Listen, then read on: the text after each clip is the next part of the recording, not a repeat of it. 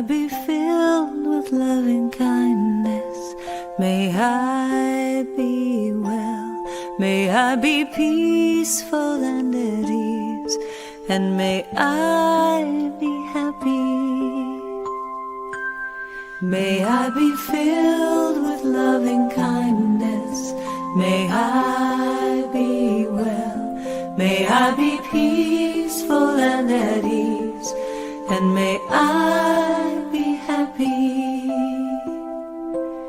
May you be filled with loving kindness. May you be well. May you be peaceful and at ease. And may you be happy. May you be filled with loving kindness. May you be well. May you be peaceful and at ease. And may you be happy. May we be filled with loving kindness. May we be well. May we be peaceful and at ease. And may we be happy. May we be filled with loving kindness. May we be well. May we be peaceful and at ease. And may we be happy. I am filled with loving kindness. I am well. I am peaceful and at ease. And I am happy. I am filled with loving kindness. I am well. I am peaceful and at ease. I am happy. I am filled with loving kindness. I am well. I am peaceful and at ease. And I am happy. I am happy. I am happy.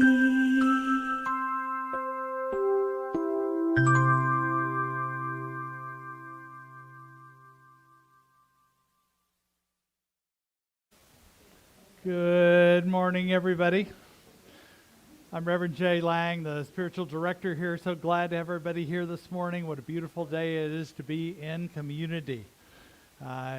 We are here to open up our hearts, open up our minds to something greater than this created within and around us. So happy that everybody's here to be part of a community to do this. Now, there was a mix-up with the schedule. 5 Sundays, I think that threw us off in June. So we don't have a live musician today. So what we've created is a montage of some of our musicians we have at different times in a video. So we're going to start with Bodie this morning to open us up with some music.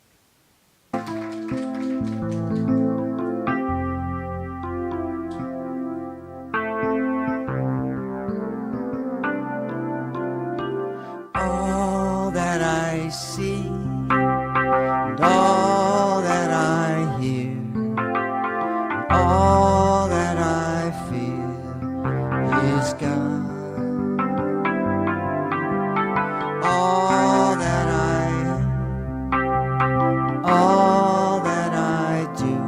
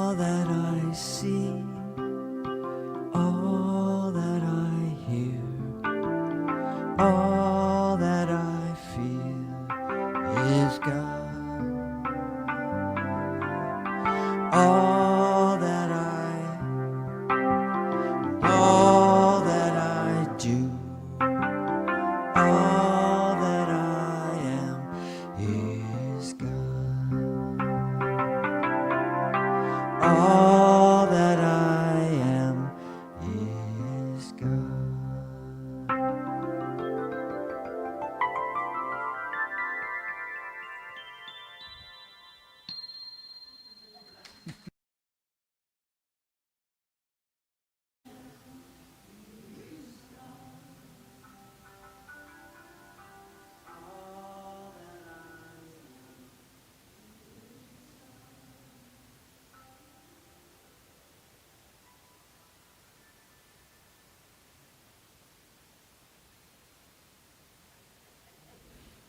Almost like the real person. What was that old commercial? Is it real or is it Memorex? But we know what is real is God itself. And no matter whether this is a recording or live, it's the same message, the same source. So just as that, we'd like to begin our service with our vision and mission. So if you'll look up on the screen, we welcome people online to look on the screen as well and read with me. We are an inclusive community for spiritual growth and compassionate action. And our mission, we are co-creating a world that works for everyone by living intentionally, loving unconditionally, and seeing God in all people and all faiths. A glorious day to be here and a glorious day to affirm this in our community as it continues to evolve and become the truth. So to let you know a few exciting announcements coming up. It's summertime and the Napa 4th of July parade is coming up, and the interfaith community and I have decided we're going to march in the parade. So we've created some banners, and we think it's just like 12 or 15 of us that are regulars at these meetings, so we thought we're going to invite our communities to join us. So if you've been in a parade or want to join us in a parade, please do that. What you would do is show up at starting at 7:30 on 3rd and Church Street. I'll email out better information, but just in that general area, look for this kind of banner right there. This is one of our banners that we'll have. And no later than 9 o'clock, though, because we've got to get lined up, and the parade starts at 9:30, and then we'll walk to our position together and walk. We have one sign in the front and one sign in the back. And feel free to wear colorful, whether patriotic or pride clothes, or if you want to create signs, you can, but no political signs, please, with this as an interfaith activity. So I know there's a lot of signs you could carry, and some of you just keep the same signs, and you show up to different rallies with the same signs. But these are for and meant to be unity and inclusivity. So hope you can join us for that. In the morning, 7:30 in the morning. Like I said, at least by 9, if you want to be a part of it. If you don't make it before 9, you can just be on the side and wave at us. So, then next Sunday, we're going to have some fun. We're starting a new series on diving deeper, and we're going to have a potluck picnic afterwards. And there's a way that if you picked up the little sheets or it's online by the alphabet of your last name, whether you bring A through G brings fruits and salads, H through S, like myself, brings entrees, and T through Z brings desserts. Now, Mary is concerned that my alphabet sorting is not going to make it get everything done. So there is a sign-up sheet on the table out there to tell Mary what you bring and what you might bring. We want people to bring food for 10. That's going to be more than enough, but the situation is people are going to show up that don't know we're having a potluck, so we want to provide food for them too. So thank you for bringing enough to share with people. We don't want to exclude anybody just because they didn't, quote, get the memo. So that's next week. And yes, Mary, on a sign-up sheet, if you can help set up the picnic as well, we'd appreciate that. And then on Tuesday the 8th, the monthly meeting of Pro Inclusion, they have a special guest, Ron Eek, who is going to talk about the Great Kindness Project. He's the project manager of the Napa County Office of Education. So that's at 5:30 at the Napa Methodist Church. Joanne Sutro and Laura Keller-Coyote are the facilitators of that. This is a movement that is for kindness in the community. So we appreciate, if never you've been to a meeting, you're welcome to come anytime and be part of different activities they're doing to promote kindness in our community. And then Crush MS is coming up on the 26th. I saw Karen come in. Where'd you go, Karen? There you are. Karen back here. We need numerous volunteers. We usually provide around 30 volunteers from our community to support this. It's part of our outreach. So if you're not yet signed up to be a volunteer, see Karen afterwards. Or if you're online and want to do that, call Mary during the week and to connect with Karen about that. There are still several positions open, right? So they still need help, and this is a great project to further the cure and research about MS. So thank you for being a part of that. I was thinking there was one more thing left off here.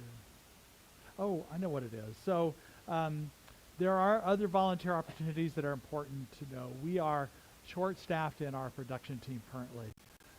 For a variety of reasons, sound tech and production. And I promise you, we have it down to a science now where you don't have to be a scientist to run it. You just have to know which buttons to push. It's pretty easy to do. So you'll be trained ahead of time, not like during the service, but before the service.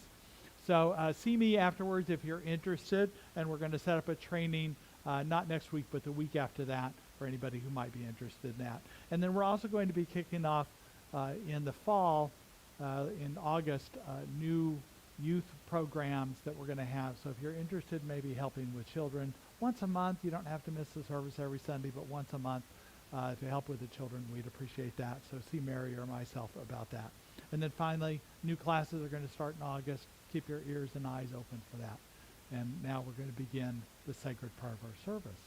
And what's fun is we have Bodhi back. I think Bodhi does the best non-verbal, non-lyrical opening for sacred time there is. So we start. Here's Bodhi.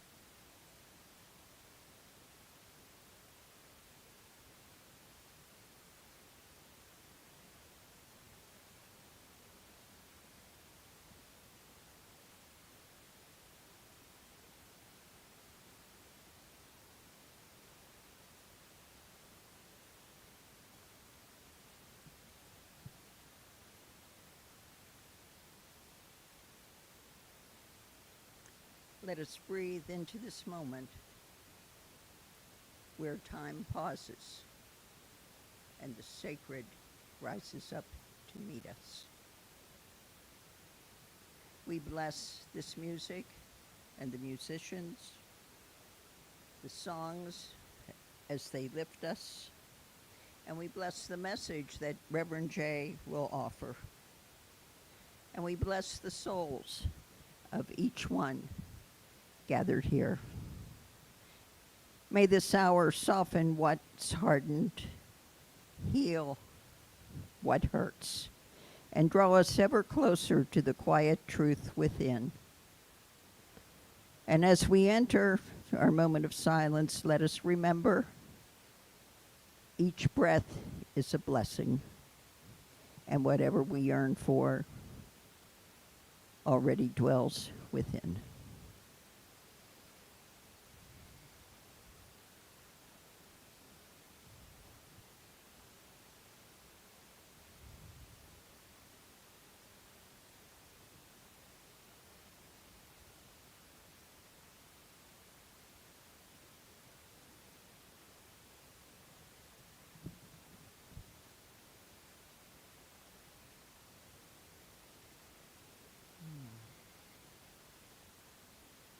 Thank you. Good morning. Gorgeous day. I was here last week and talking to two people, and they had both had birthdays the week before. Who's got a birthday this month? Okay. Who's got a birthday this year? Okay. I love birthdays. I always have. And birthdays love me. They keep coming. And today happens to be my birthday. No singing, no singing, no singing. It'll cut down my time. No singing. So I'll just take a smile, high five, fist bump, any blessings you may have laying around. Who considers a birthday a holiday? Do you ever think of that? Good, I do.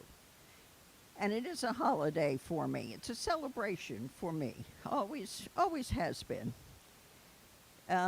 Maybe not like other holidays, like New Year's, for instance. You got resolutions, fix this, change that, be better, richer, skinnier. But a birthday, I see as the soul's anniversary. It's the day when Spirit said yes to you. It's a day when Spirit said, go on down there. It's a day when Spirit says, whatever your age, you've made it this far. You're still here. Why don't you go ahead and relax a little bit today? Another trip around the sun, yes, is another year. And you're another year older. But more important than blowing out that number of candles, more important than marking time, it can be about getting clearer. How am I growing? Who am I today? I do see birthdays, and always have, as a portal, as a gateway, maybe as a reset. Doesn't have to be a big, long meditation, doesn't have to be an analysis, but not a report card, but maybe Spirit is just giving us a little cosmic nudge. It says, here you are, and there's still time to be who you came to be. And it's a reminder that I'm not here by accident, and your birthday means that you are not here by accident. Spirit says to you, hey, you came here for something. Are you still game? Are you still up for it? Are you still up for it today? Are you still up for it this next year? Do you still want to go to Tunisia? Do you still want to write that book of haiku? Whatever it might be. And I do. And I am. And I will. And I'm available. Every single chance I get, I tell the universe, I'm available. Now, given all that, I woke up this morning. My sister is taking me to lunch, but I woke up and I looked around for some signs of wisdom, maybe some spiritual insight. But what I saw were two cats on my bed, some dirty dishes in the sink, and wondering, what am I going to wear today? But whatever it is, I will take it. I will take the work of life, heartbreak, pain. I've had my share, and so few. But what I know is that any cracks, any wounds, everyone says, oh, that's how the light gets in. But maybe that's how your light gets out. So I will take the whole thing, and I am very grateful. And every single minute is a gift. Give yourself a pinch. That means you are alive, and we're in this thing together. So I'll take a smile. Any spiritual insights you've got? If you don't have that, I will take chocolate. So, thank you very much. A pleasure to spend today with you.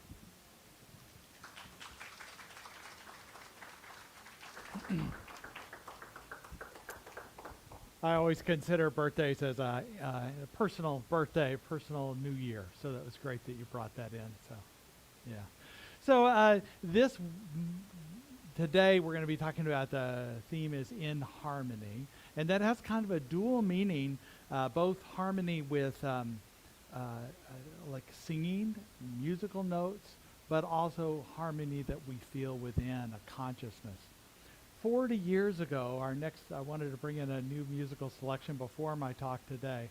40 years ago, most of us over 50, remember We Are the World, that was done with so many talented musicians. It was incredible. I mean, Diana Ross was a backup singer. Like what?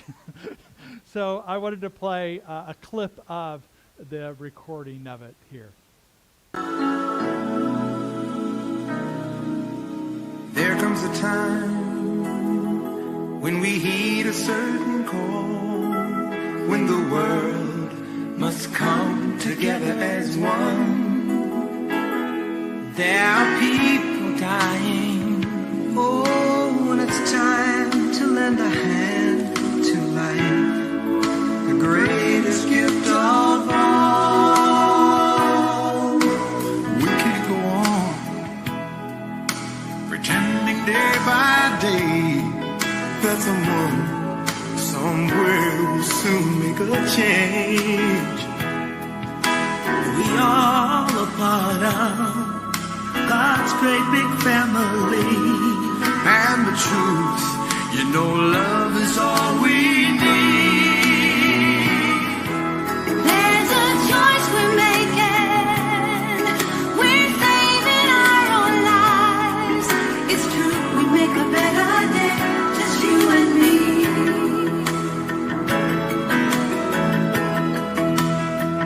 Well, send them your heart.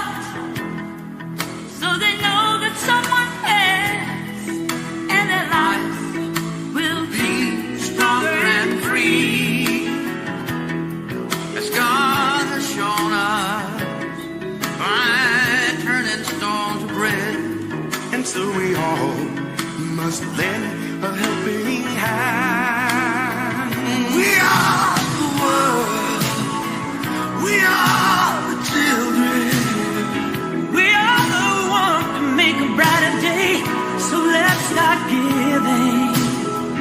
Oh, there's a choice we're making. We're saving our lives. It's true, we make a better day, just you and me. Just believe there's nowhere we can fall. Well, learn to realize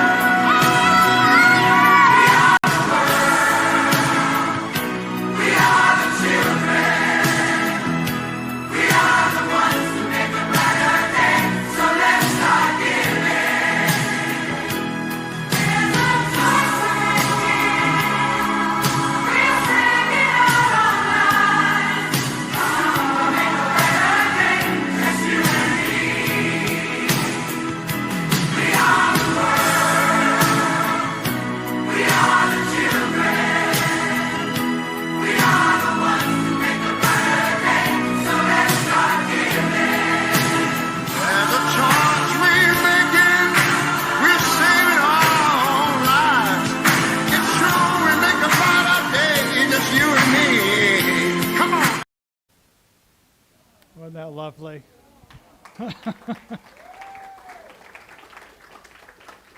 We might need to explain it to some people that are under 50, so you know. One more time. Tell you what, at the end of the service, we're going to play it again, and we'll all sing with it. How about that? But this is this idea about in harmony. What I love about this is that it's both, I think, a call from within us to create harmony, both on a musical level, if you're a musician, or even if you're not, it's fun to sing, but also a sense of consciousness. I think it's a call for us to that experience we have within us. We want to create it in the world. And sometimes it's not quite what we want it to be, but just like a symphony, if you've ever been at a symphony, a live performance of a symphony, the way they tune together, it sounds chaotic at first. Or a singing group that their voices need a chance to warm up, to harmonize. So it is with us as a community here and as a worldwide that we need some practice time to figure out how to harmonize, to create that which was in us and open us up. Now the word harmony comes from the Greek harmonia, which means agreement, a concord of sounds. And also it began to be used as more than music. So it meant like in ship planks were a means of joining together in a way that would create a ship that wouldn't leak. And also even about the government was in harmony, was in order. And now it's developed into a congruence we have, an integrity we have about that we're aligned with what we believe and what we say and do are in harmony, are in congruence. Now like I mentioned, there are times we experience discord and chaos and misalignments, disturbance in the force, if you want to call it that. The Navajo word for harmony is hosho, which refers to this natural order, but they also have a word for life out of balance, kona iskwatsi. It's interesting, it takes more syllables to describe something out of order than in order. Albert Einstein said that there are 3 rules of work, and I love this. Albert Einstein was a brilliant man on many levels. But he said the work we do in the world, the work we do in our professions, there's 3 kinds of work that we strive to do. One is out of clutter comes simplicity.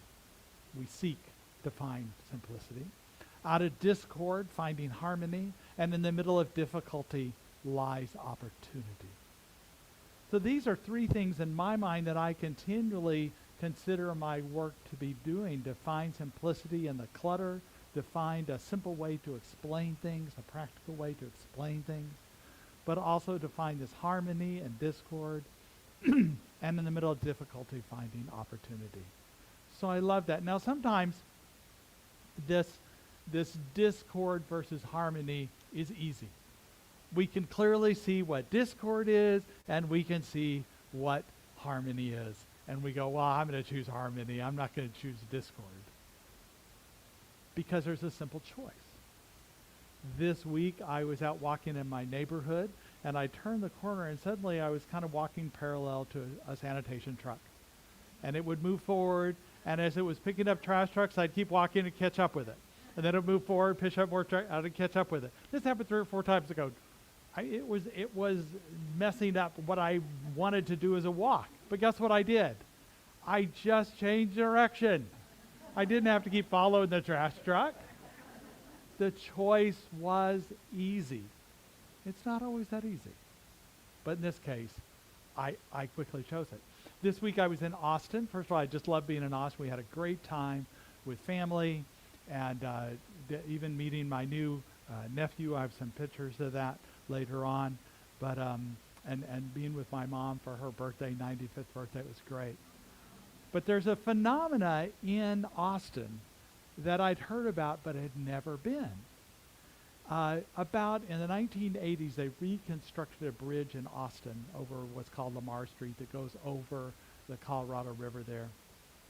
And they put expansion joints in it that had slits for the sustainability of the bridge. But come to find out, bats love those slits because they can be over the water and they can come out at night when all the bugs are there. And these are Mexican free-tail bats, and they eat their weight in bugs every night. I mean, that's a lot for us. We can't do that, so in any food we eat. But what's cool is the chaos that seems like when they first come out in the evening. We were there in person, went down by the river and watched it underneath the bridge and watched it. Seemed like chaos developed into order.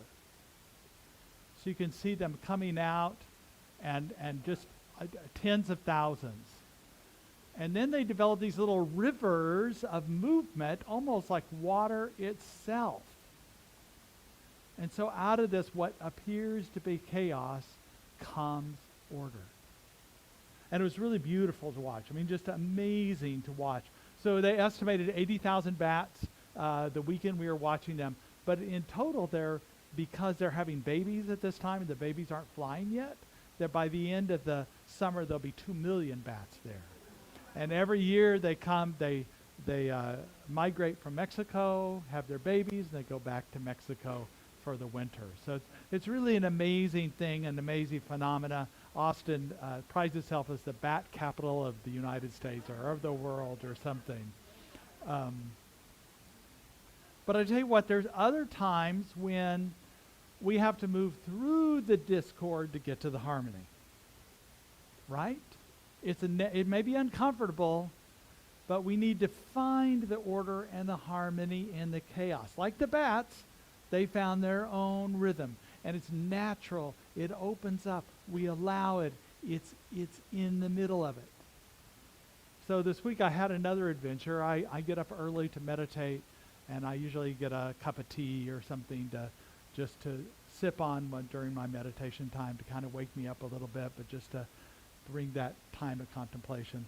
And lately I've been drinking this tea that's called mud water that has chocolate and cinnamon and different kinds of things in it. It's kind of a powdery stuff. You stir it up.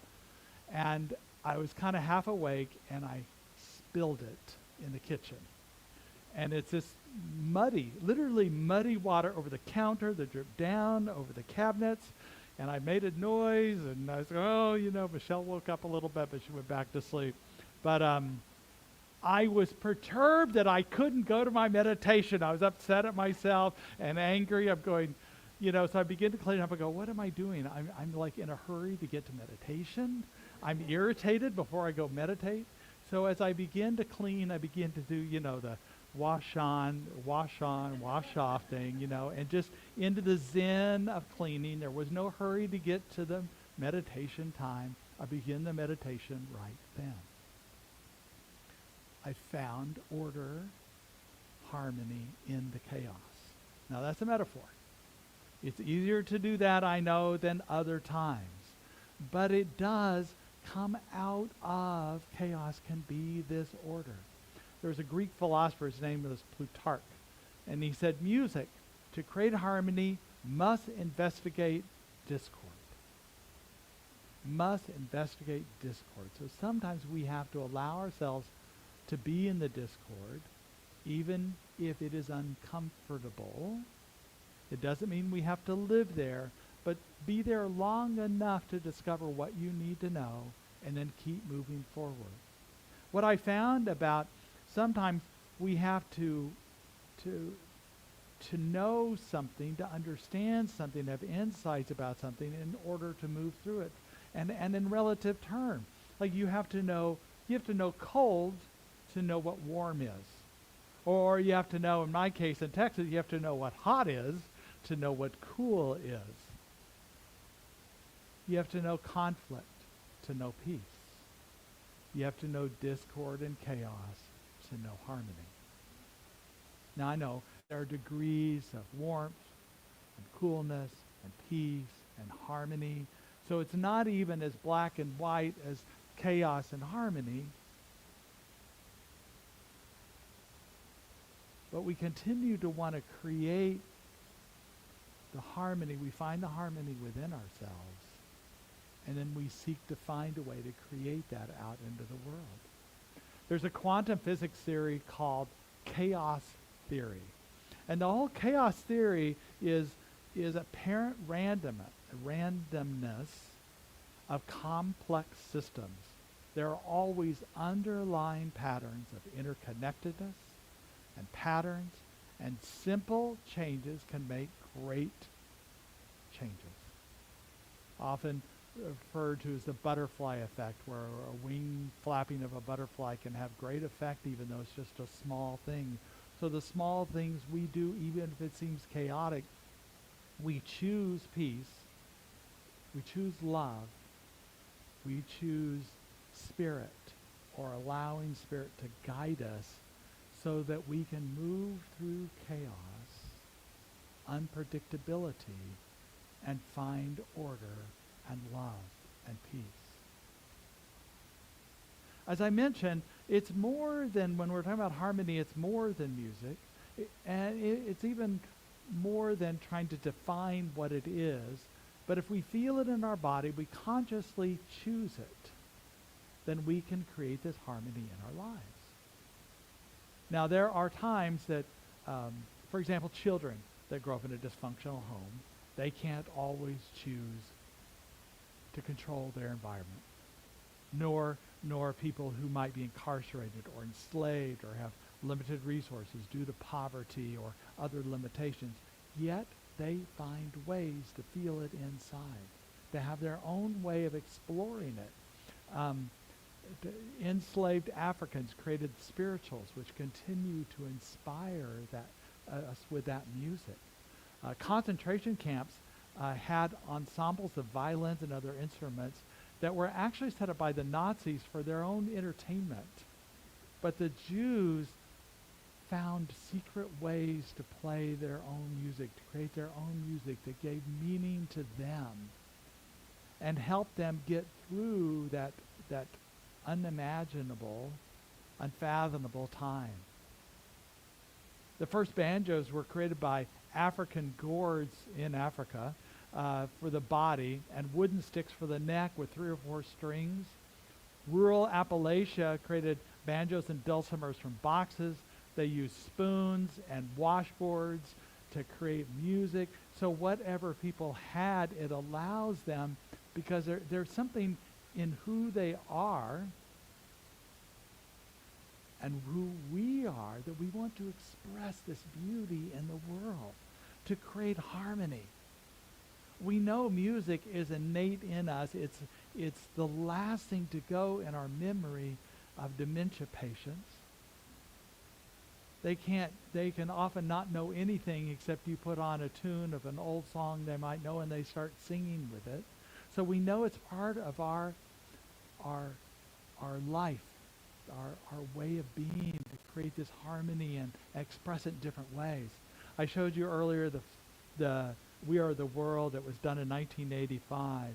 And I love the words about we are the world, we are the children, we are the ones to make a brighter day.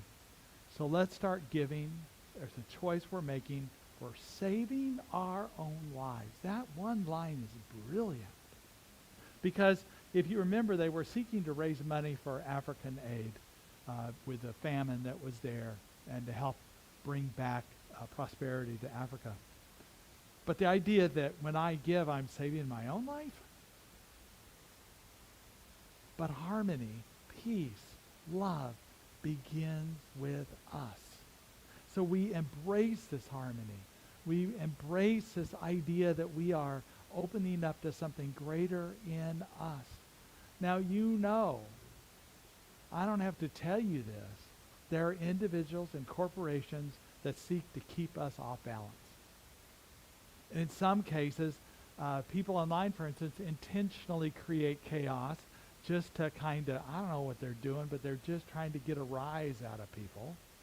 Scammers call, trying to throw you off that so-and-so's in prison and or they need your money to do that, and you're kind of, oh my God, I don't want them to be in trouble, so you respond to that. And the idea is that you are off kilter. You're more likely to make impulsive decisions, buy things that you don't really need, say things and do things on a personal level. You know, suddenly somebody says something that surprises you and you go on the defensive. You say things that you wouldn't normally say, you don't really mean, but you're off balance. You're out of harmony. You're out of alignment. And it takes a while to reverse that. So the best thing is to come into harmony first. Sometimes the greatest act of rebellion against this capitalistic nation, against the ways of the world, is to be in harmony, to choose peace, to choose liberation. Now, when we talk about liberation, we are part of a numerous denominations and faith traditions that are part of the theology of liberation. It's different than salvation. Salvation is something outside of us saving us. Liberation is something that comes from within, that we can free ourselves, and we find that harmony within us to free ourselves, to open up. And this all started, it started ancient times, but in the recent time, in the early 1900s, there was a New Thought movement that began as people like Ernest Holmes and the Fillmores that began to synthesize the wisdom of the ages from Socrates to Buddha, Jesus, Lao Tzu, and many more, along with the modern teachings of Ralph Waldo Emerson, William James, Carl Jung, and driven by the discovery that physical healing was possible through the power of the mind and spiritual awareness. And not only physical healing, but emotional, spiritual healings and body healings, all healings, body, mind, heart, and soul.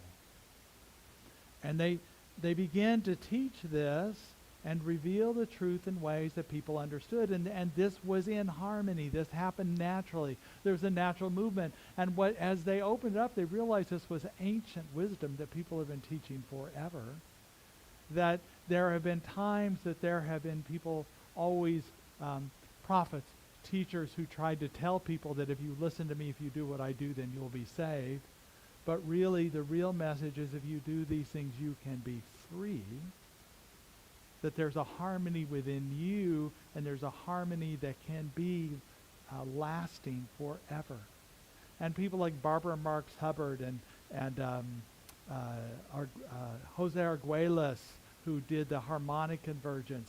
There are these movements that are here that open us up in greater ways, that harmonize with something. I had a conversation last week with a friend, and she has a tumor in her breast. She doesn't know if it's malignant or benign yet, but she's concerned about it.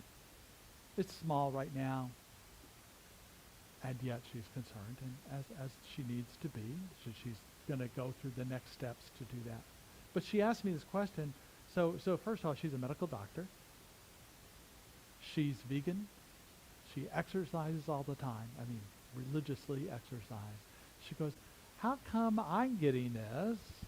I thought I was doing all the things to stay healthy. And I said to her, I hear you, first of all. I'm sorry you're experiencing this. But what if you didn't do that? What if you might be worse off now if you didn't do that?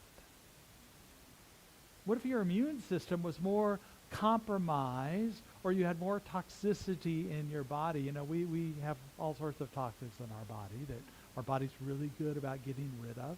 And the more we do, what we eat, what we do, exercise, things like that helps us get rid of it. But I think of that also, you know, in the world right now, we go, all this consciousness work we've done, how come it hasn't made more of a difference? How many people have thought that at one time or another? Yeah. But what if we didn't do it? We have made a difference, I promise you. This harmonic work makes a difference. Consciousness is a real thing. The energy of the world is the real part of this world. And the more we do in consciousness, the more we can create in this way. Now, my mom turned 95. We actually put 95 candles in there. Now, I will tell you, her breathing is not what it used to be. She's had some breathing treatments every day, and her lungs. So every time she tried to blow out the candle, she'd get a few lit out, but the others, they were so close together, would relight them. So she had to get some help from her nieces and nephews who were glad to be able to help her blow out all the candles. But she's doing great. I often call her a cat who has 9 lives, because some people say that a fall, well, that's the end. That's going to be the end of everything. Well, she's fallen like 7 or 8 times, and she keeps bouncing back. And she has Parkinson's, and she's still walking and still doing well. And here's a picture of, you obviously know me, my brother's in the back, my sister's to your right. Now, our family has been through, it's not like everything is wonderful. I want to tell you that right now. I mean, my father was just in his 50s when he died. My mother persevered, kept, we were grown children, but still she had to continue her life now, 40 years later. And my brother, who's in the far right side over there, on the kind of the other pillar in that picture, so to speak, he lost a son in his 20s. So we've had some heartache, we've had some losses, and yet we find that this connection with each other continues to be what brings us together, that we can find this harmony, this love, and this joy. And I think that's this community is that for me also.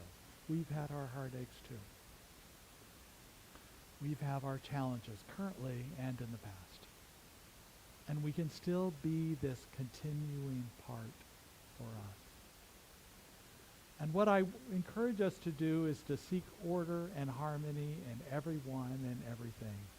Emmett Fox, one of my favorite writers, says, "We affirm the harmony that we seek in order to provide the subconscious with a blueprint of the work to be done. So we experience this harmony within us, and we recreate it there. We recreate it out in the world." We have the phrase namaste, which means we recognize the God in you, that comes from the Hindu tradition. But namaste to me is also about, I need to stay right here. I need to know my peace and my harmony before I go out in the world. Or in the world, I'm going to stop and namaste right here and feel this harmony to recreate it, to re-engage it. I told you about the walk I did the other day, and I did stop. I turned in a different direction. And I had missed one of my favorite things on my walk, and that's these agave that are actually creating trees out of them. And I understand they only do that once in their lifetime, and then they die. So I'm just watching this beauty of this tree, and I've been watching it get bigger and bigger. And I was so caught up in that trash truck, I missed it. I walked right by and didn't even look at it because there are no trash truck, So when I found my peace, I remembered that, and I took this picture, and look what else I found that was up there in the top.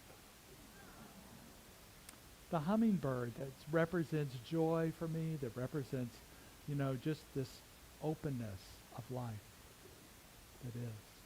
So we continue to create harmony by harmonizing. I know that sounds like an obvious, a blinding flash of the obvious, to create harmony by harmonizing, but we harmonize within ourselves and know this truth. I don't know much about the new Pope, Pope Leo the 14th. He's a new Pope, but I have some promise about him. So I heard a story the other day that I hadn't heard before. It wasn't in the main press. It should have been. But Kate Middleton, if you're followers of the British family, she's the Princess of Wales. She's married to William, the Prince of Wales, who's the heir apparent to the British throne. She'll soon be Queen Kate, or Catherine. She lives a life under a microscope. She's been trained how to be appropriate, how to greet, and with the precision of the royal family. You know anything about that? There is a certain way they have to do things. And yet, life has not been predictable for her. Last year, she underwent treatments for cancer. Life was not predictable. So she's always under scrutiny in whatever she does. So she asked to have an audience with the new Pope to congratulate him on being the Pope. And this was a public thing. She reached out her hand, and he did not reach his hand back out. Right, oh, but instead, he invited her into a secluded place where press was not invited. And he invited her up to this bowl of water that was there. And he read a passage from John about Jesus washing the feet of his disciples. And he reached into the water. And I don't know Kate that well, but I'm sure she was going, nobody prepared me for this moment, right? No part of protocol do I do this. So he reaches in and puts his hand in the water, washes his hands. And she instinctively, intuitively reached for a towel. And when he brought his hands out, she dried his hands. And then she set the towel down. She put her hand in the water and washed her hands. And he took a towel and dried her hands.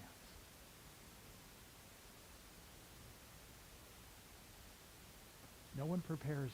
That was chaos. For Kate, Catherine, the Princess of Wales, that was chaos. But she intuitively knew what to do. The next day, he wrote her a letter. And he said, there was a moment there.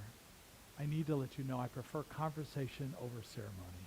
And that I believe that words carry more light than skin. Words carry more light than skin. When I saw you, I saw a mind worth speaking to. So what if that chaos is actually an invitation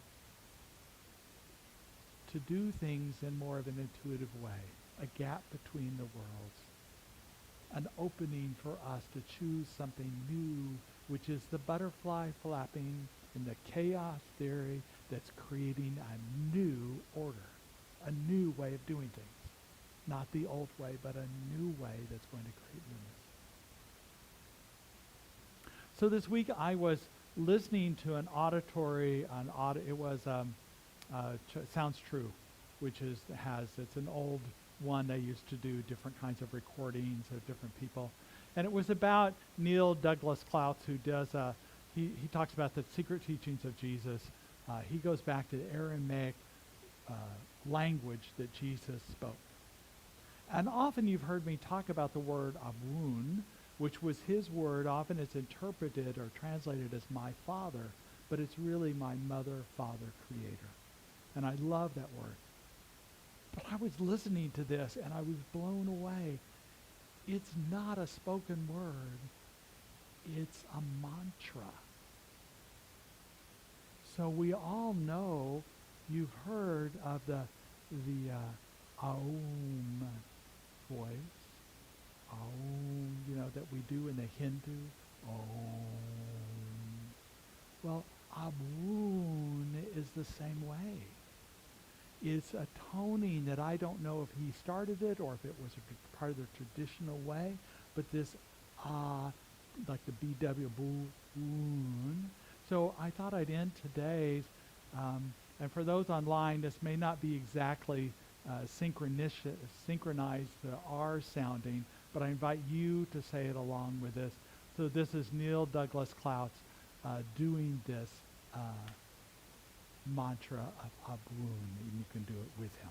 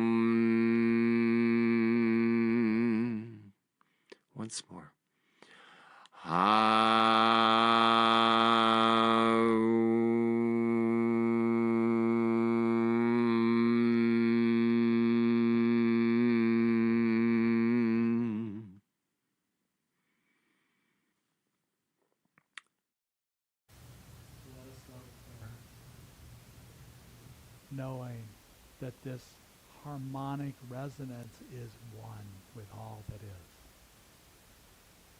That it opens us up in this way, in this harmony that we feel within the vibration of the sound of the Abun, just like Om is the sound of spirit itself. So it harmonizes with who we are and what we are. And we know it is from this place of spirit through us is this harmonization in the world, and spirit through us is making the difference. It's creating this harmony in the world, this order, that we know out of chaos comes this truth. And so we allow spirit in this opening to guide us. And I know spirit does guide us in this moment, in all moments. And we declare it to be so. And so it is. Let's just take a deep breath in. Okay. Another breath.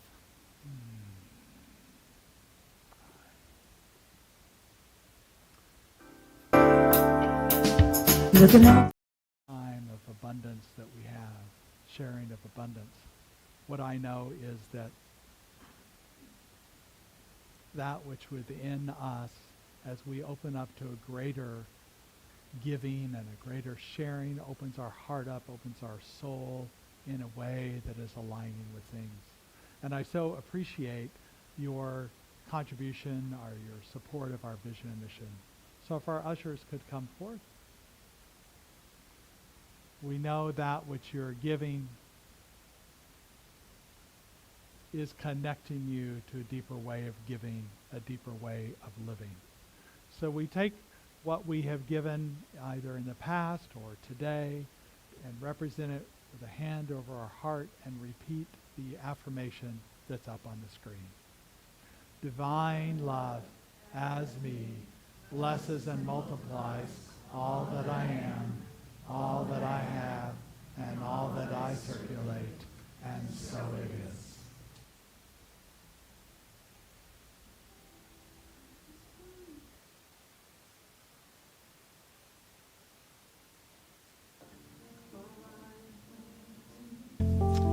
I just wanna thank you for all you bring to me.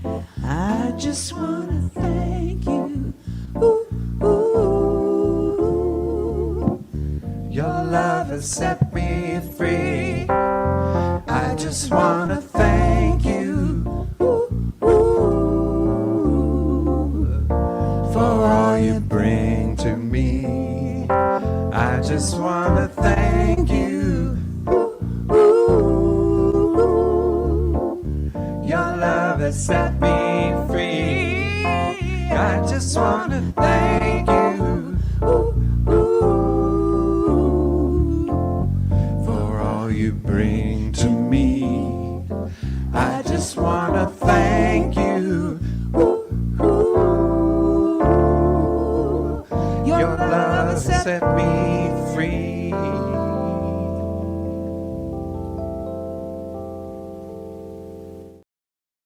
While you're there, subscribe and like it. But the more likes we have, the more subscriptions we have, the more the algorithm helps people see our videos in different ways that shows up in their feed.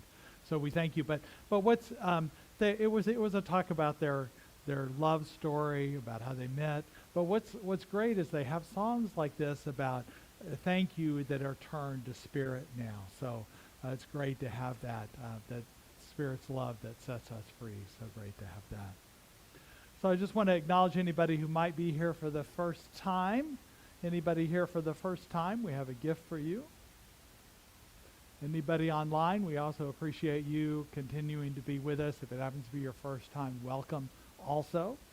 We just bless everybody today, and we raise our hands, and with the affirmation we say, we bless you today, knowing that the peace and happiness you seek is also seeking you.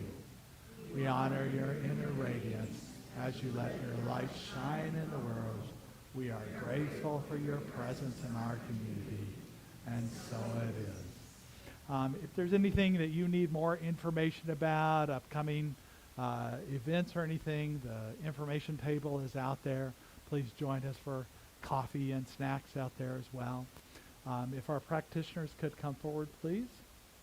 We also offer prayer after the service in this nice air-conditioned place. If you're interested in prayer or just want some time to be quiet with your own thoughts and contemplation time, just keep your seat and other people will file out. We ask that if you are going outside to move your conversations outside, there's plenty of room out there to be, so we appreciate that as well. So let's all, no kiddos, so let's all stand for the congregational affirmation. Repeat after me.